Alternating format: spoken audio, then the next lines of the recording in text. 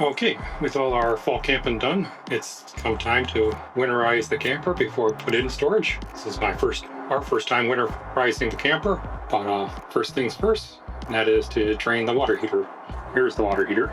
So open this first, of course. And then there's the animal around here, which we have to take out, which is what this behemoth is for.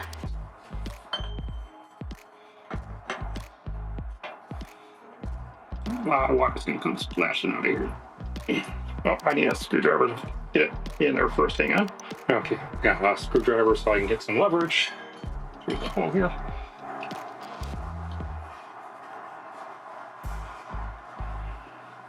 Didn't take much. So there's gonna be a whole bunch of water coming out of here, so I'm gonna get out of the way. Should be 6 gallons in here. And there it goes. So I just got my hand wet, or hand and bit of a sleeve wet. So that's cold. We'll let that rain for a while as we take this show inside. A little chilly in here. Gotta turn off this faucet on just to put some air in there. Now the next thing is going to be getting to the winterization valves, which are underneath here. First thing we have to do, take out this drawer. It has little tabs on the side.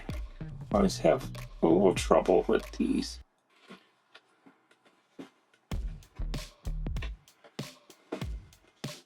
You can't see the mold at the same time. Okay, what it is this one you lift up, but the one on the other side you push down. And that's what gets me. Please try lifting them both up or pushing them both down. But they're opposites. There's that. Oops, just getting that out of the way. So, as you see, it's nice and dark in here. So let's put the light in there. That's a lot better. Now, as you can see, there's 3 valves. One right here, one right here, one right here. All 3 need to be turned exactly the opposite where they are. So that it bypasses the water heater. That's what those 2 do. And then this one, what it changes is it changes from taking from the freshwater tank to the antifreeze. That's that. Next thing to do is to turn the water pump on and pump us some antifreeze. Actually crush it. And the next thing to do is put the drawer back on, which is generally easier to do.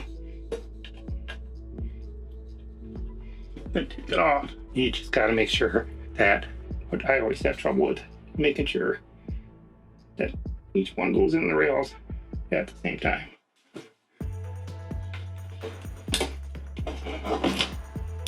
But no problems. Yeah, that was good. Now let's hook up the antifreeze outside. Almost forgot, it's not quite time for the antifreeze yet, because first, air compressor to blow out any residual water using this. I went in to get the tube for the antifreeze. This was with it. I forgot that. Pull up off this stuff, which is to use the compressor for this. Let me open this up and get the compressor hose out. Okay, first what I'm going to do is flat tank flush. So it's right here. And it's just a matter of a minute. Let it blow for a little bit. But I have the compressor set at, so it goes 60 pounds. The delivery guy said it can take like 90 to 100, so 60 pounds to be safe. It's more than 40. So, the next thing is to do the fresh tank. This one, it doesn't screw in to that, so it can't be under pressure, but I just want to blow some air through it.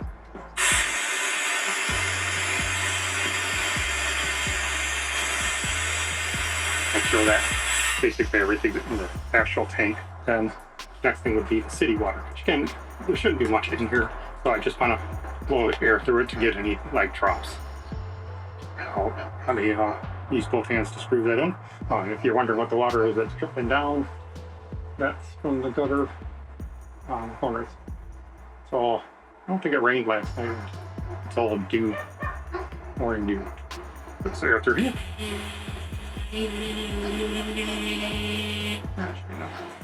Yeah, go. Open the thing underneath here. Like reaching.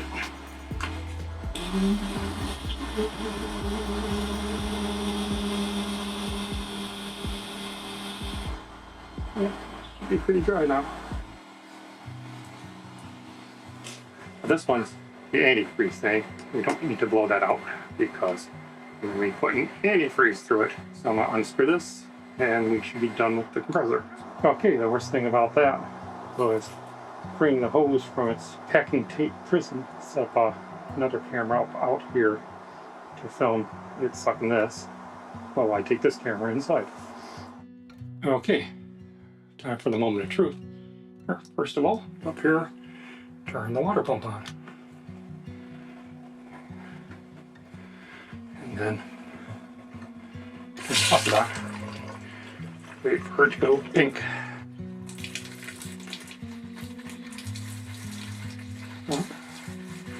Take her along to go pink. So do the hot. And there's pink on both. Okay. Next, there's not a lot of faucets in here. This one first.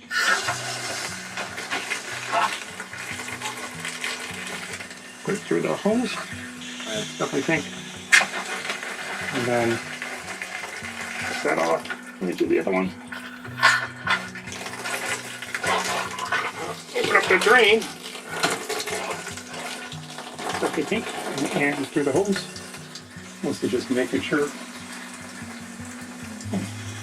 And turn that off. And this one.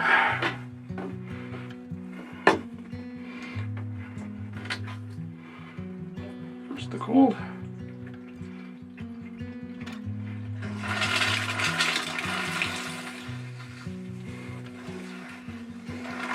There's the pink.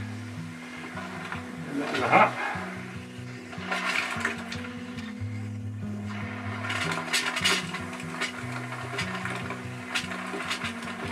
And there's, oh, not blowing yet. There we go. Oh.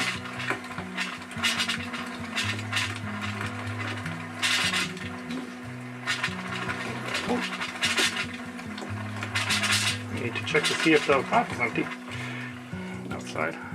You do have to be a little slow on this, otherwise it tends to overflow.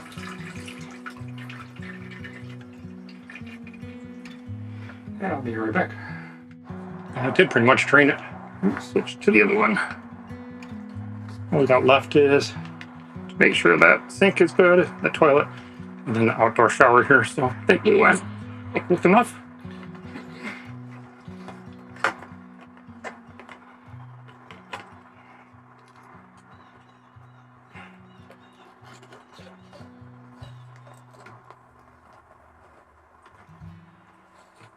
Okay, back inside. Okay, back to the hot on this. Good screen. There we go. Come on. It's all pink. Put these back down. And back up, which gives us the toilet. So we have a bidet. I'm gonna put it through there. Yeah, but that's not good. Bad mark. Put it on cleaning mode.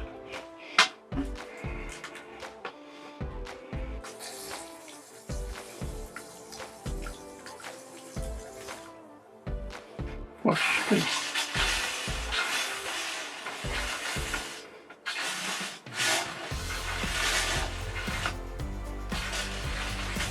It's pretty pink.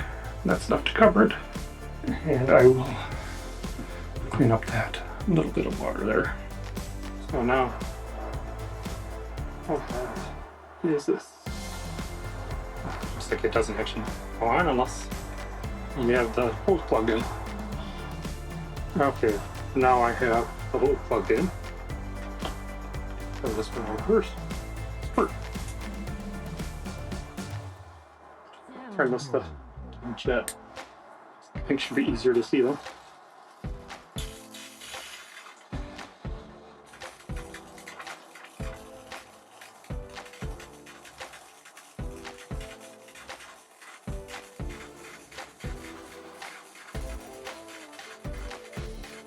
There we go. If you ever wanted to see what pink mist looks like, Turn this off and this side down. And this will be the end of it. We might as well just use up what's left. Not that much left in it anyway.